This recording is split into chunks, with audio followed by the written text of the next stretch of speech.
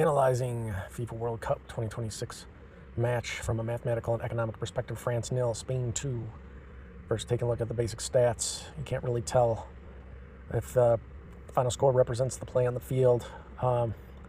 It looks like France slightly outplayed Spain by these metrics. However, considering that Spain actually put at least one legitimate goal in, that could definitely be argued. However, if we played this game 2 or 3 times a week for a month, who would win on aggregate?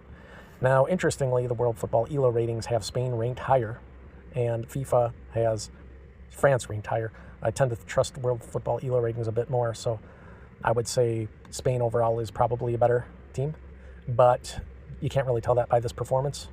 It was probably just some sloppiness by France here that can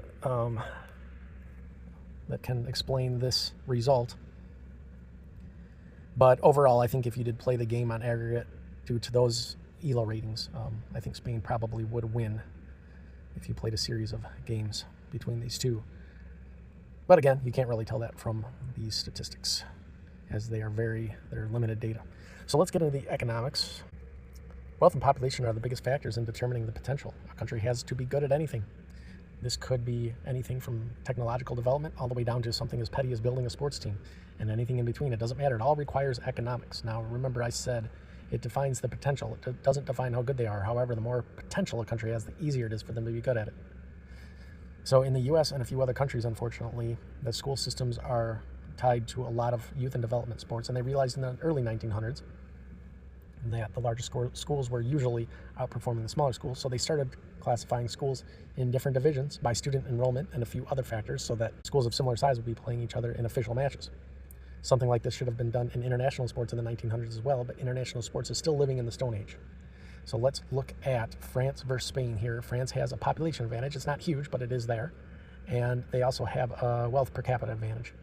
So overall, France has a significant advantage, but I would still say the game is economically legitimate because it's not extreme.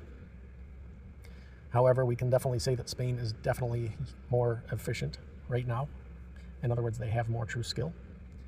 I think year by year, usually Spain is also more efficient than France. Occasionally, France might be more efficient than Spain. So we can say that this game is economically legitimate, and we can say that the final score is probably legitimate as well, which means we have, I believe, is this our 16th legitimate match, mathematically legitimate match in the 2026 FIFA World Cup out of 100 plus games? That's absolutely ridiculous.